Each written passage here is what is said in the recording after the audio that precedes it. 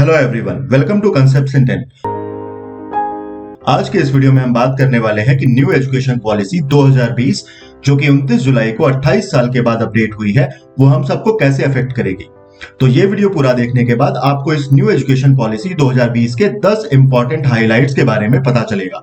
और अगर आप कोई स्पेसिफिक क्वेश्चन का आंसर ढूंढ रहे हो तो आप कमेंट बॉक्स में भी पूछ सकते हो। तो ये वीडियो पूरा देखें क्योंकि ये कुछ मिनट आपको आने वाले टाइम में काफी हेल्प करेंगे। तो वो इंपॉर्टेंट 10 पॉइंट्स है।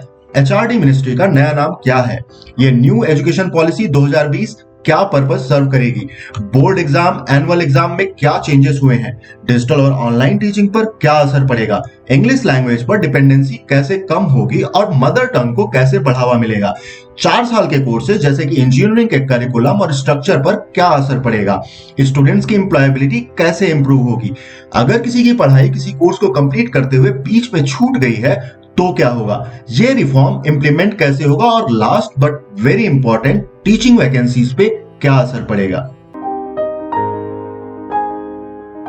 तो अब इन सवालों का जवाब भी जान लेते हैं। कुछ बड़े बदलाव के साथ अब एचआरडी मिनिस्ट्री का नाम भी बदलकर एजुकेशन मिनिस्ट्री कर दिया गया है, जिसमें जीडीपी के कंट्रीब्यूशन को 1.6% से बढ़ाकर 6% कर दिया गया है, जो कि लगभग पहले का 4 गुना है।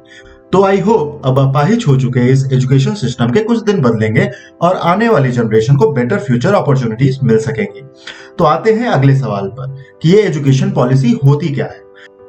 तो आजादी के 17 साल तक जब गवर्नमेंट आराम कर रही थी तो कांग्रेस पार्टी के ही एक एमपी सिद्धेश्वर प्रसाद ने अपनी ही गवर्नमेंट को जगाया और तो अब उन्हें रियलाइज हुआ कि अब हमें मजदूर कम और विजनरी लोग ज्यादा चाहिए। तो उसके 4 साल बाद 1968 में पहली एजुकेशन पॉलिसी आई। ये पॉलिसी किसी भी कंट्री में एजुकेशन डेवलपमेंट को गाइड करने का काम करती है, मतलब कब क्या और कैसे पढ़ाना है ये सब डिसाइड करती है। तो इस नई एजुकेशन पॉलिसी में 1986 के काफी रूल्स को चेंज करते हुए और 10+2 के स्ट्रक्चर को बदलकर 5+3+3+4 कर दिया गया है। मतलब अब प्री स्कूल एजुकेशन को फॉर्मल एजुकेशन में इंक्लूड करते हुए पहले 5 साल फाउंडेशन स्टेज होगा, फिर 8 से 11 साल प्रिपरेटरी स्टेज, 11 से 14 साल मिडिल स्टेज और 14 से 18 साल सेकेंडरी स्टेज रहेगा। इस नई एजुकेशन पॉलिसी में बोर्ड एग्जाम में भी वेरियस मॉडल्स को इंक्लूड किया गया है, जिसमें 10+2 लेवल तक वेस्टर्न एजुकेशन सिस्टम को फॉलो करते हुए मेमोरी बेस्ड क्वेश्चंस को कम करके प्रॉब्लम सॉल्विंग और वोकेशनल ट्रेनिंग पर काफी ज्यादा जोर दिया गया है। और एग्जाम सिस्टम को भी फ्लेक्सिबल करते हुए एनुअल, सेमेस्टर और मॉड्यूलर एग्जाम्स के लिए वेरिएबल मॉडल्स को सजेस्ट किया गया है, जिसमें सब्जेक्ट्स को 2 लेवल में बांटा जा सकता है और एग्जाम को ऑब्जेक्टिव और डिस्क्रिप्टिव वे में किया जा सकता है। और साथ में ही the national testing agency NTA सारे सब्जेक्ट्स में एडमिशंस के लिए साल में 2 बार कॉमन कॉम्पिटिटिव एग्जाम्स कंडक्ट करेगी।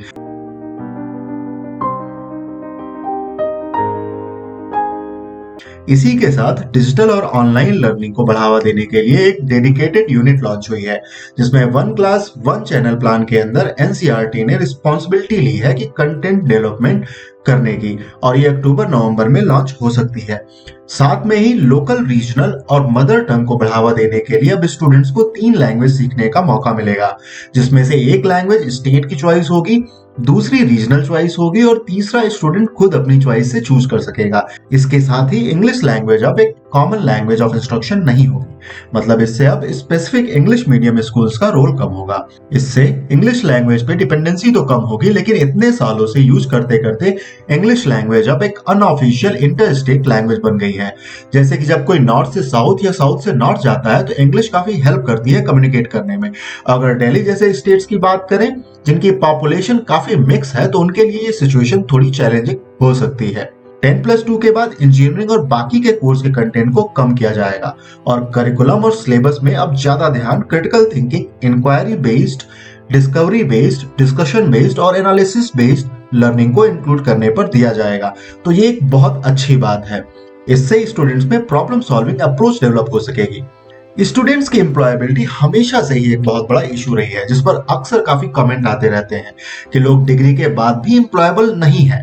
तो एम्प्लॉयबिलिटी बढ़ाने के लिए उन्हें अर्ली स्टेज से ही वोकेशनल ट्रेनिंग दी जाएगी। और वो कोर्स में सब्जेक्ट के कॉम्बिनेशन अपने आप चूज कर सकेंगे। जैसे कि अगर किसी को साइंस, मैथ, लिटरेचर और पॉलिटिकल साइंस में इक्वल इंटरेस्ट है तो वो इनसे रिलेटेड कोर्स चूज कर सकेगा, जिससे कि उसके अब तक जो लिमिटेड अपॉर्चुनिटी थी उनको बढ़ावा मिलेगा और उसको अदर फील्ड में भी जाने का अपॉर्चुनिटी मिलेगी। अक्सर प्रॉब्लम की वजह से आपने ऐसा सुना है कि कई लोग पढ़ाई छोड़ देते हैं, या फिर हो सकता है कि आपने ही पढ़ाई छोड़ी हो और फिर बाद में मौका नहीं मिल पाता है उसे कंप्लीट कर पाने का। तो इस पॉलिसी में ग्रॉस एनरोलमेंट रेशियो को 2035 तक 50% करने के लिए एजुकेशन मिनिस्ट्री ने एक रिमार्केबल स्कीम लॉन्च की है। इस स्कीम को multiple entry and exit programme कहते हैं। तो अगर किसी को कोर्स बीच में छोड़ना पड़ जा रहा है, मतलब ड्रॉप लेना पड़ जा रहा है, तो उसने जितने भी एग्जाम्स पास किए हैं उसके क्रेडिट्स उसके एकेडमिक बैंक ऑफ क्रेडिट्स में डिपॉजिट हो जाएंगे और ये एक बैंक की तरह काम करेगा और उसे उस कोर्स को छोड़ने पर पास किए हुए क्रेडिट्स के हिसाब से कोई डिप्लोमा या फिर सर्टिफिकेट दे दिया जाएगा, जिससे कि बाद में वो उसे यूज करके उसी स्टेज से दोबारा पढ़ाई शुरू कर सकता है और अपने जॉब में भी उस सर्टिफिकेट को यूज कर सकता है और पास किए हुए सब्जेक्ट उसे दोबारा कभी नहीं पढ़ने पड़ेंगे। ये काफी अच्छा रूल है और इस रूल को अदर एग्जाम जैसे कि नेट और गेट में भी लगाना चाहिए, जिससे कि इंस्टीट्यूशन एडमिशन के लिए करंट ईयर का स्कोर कार्ड ना मांगे। तो अब आते हैं सेकेंड लास्ट सवाल पे कि ये सारे रिफॉर्म्स इंप्लीमेंट कब होंगे। करंट पेंडेमिक की वजह से नए सेशन जो कि सितंबर अक्टूबर में स्टार्ट होने के चांस है, उसमें इन रिफॉर्म्स को स्लोली इंक्लूड किया जाएगा। और अब आते हैं लास्ट सवाल पे जो कि काफी इंपॉर्टेंट है कि इन रिफॉर्म्स की वजह से क्या जॉब अपॉर्चुनिटीज क्रिएट होंगी।